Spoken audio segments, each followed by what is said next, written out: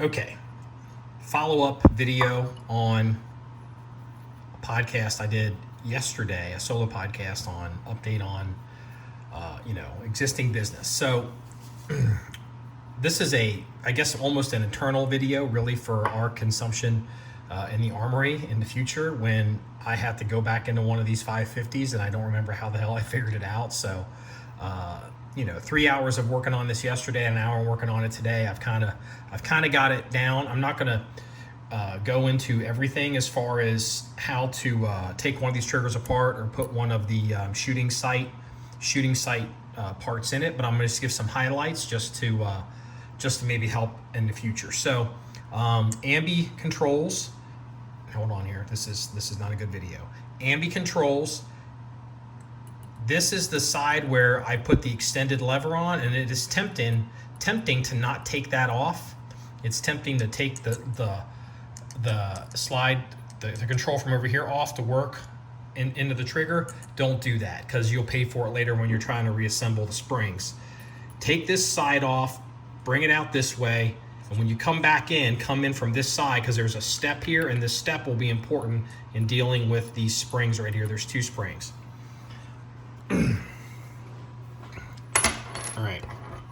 Along the side of the inside of the trigger group, this is, I don't know if it's an axle spring or axis spring.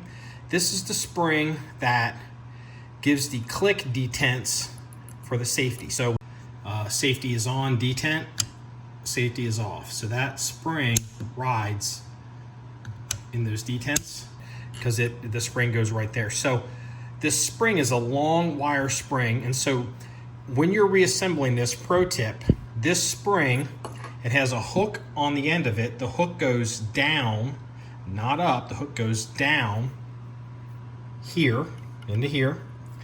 That spring goes under the sear spring, the sear pin. So it comes under, and then it comes over the safety bar. So what you end up having here is, to get this reassembled, you end up having these two springs. You have the hammer spring and this safety detent spring. You basically have to cross, I know this is a shitty video. You have to cross them to get them over this, because you gotta load this spring under, and you gotta load this spring over this bar. So it's easier to work with this right here. So also, for those of you who are interested in the shooting sight trigger, couple of pro tips. The shooting sight trigger comes with an extra spring that is, it usually comes in something like this. Comes with an extra spring, and you're like, where does that spring go? In here in the trigger shoe sear area, there is a spring, and that spring is loaded up in here. So the spring goes there. It does not go down here on this plunger thing. So if you're wondering where, it doesn't make sense if you're not familiar with how these work, you put the spring here. Additionally, you will take the replacement, you get a replacement hammer. These are factory original parts, and you'll get a replacement sear mechanism. I know, fantastic video, but you'll need this later.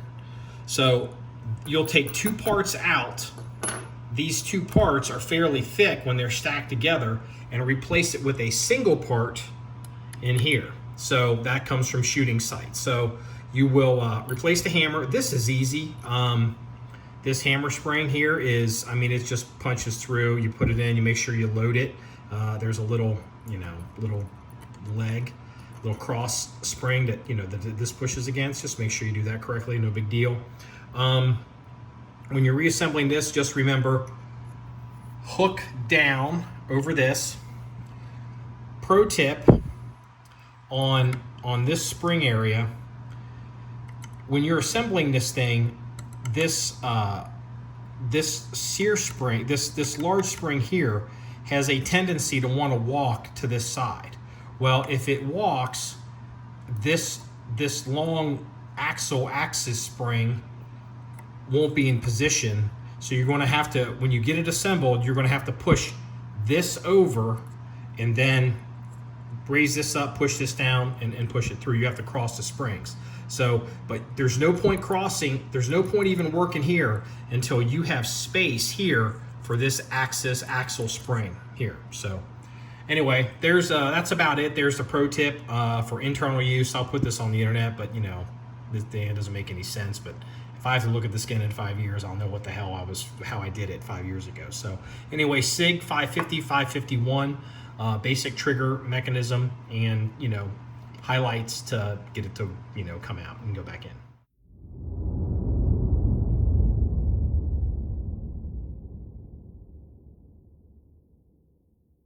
Keep that in mind when you're putting it back together. You have to cross those springs, which, you know, is needing, you know, 3 hands on a small boy to get it done, which is why the inside of this thing looks like it's been assed up by a bunch of L's. It's because I've had to figure this thing out and take it apart and put it together probably a dozen times, making mistakes until I could figure it out. So if you don't like scratch guns, you're definitely not going to like our guns.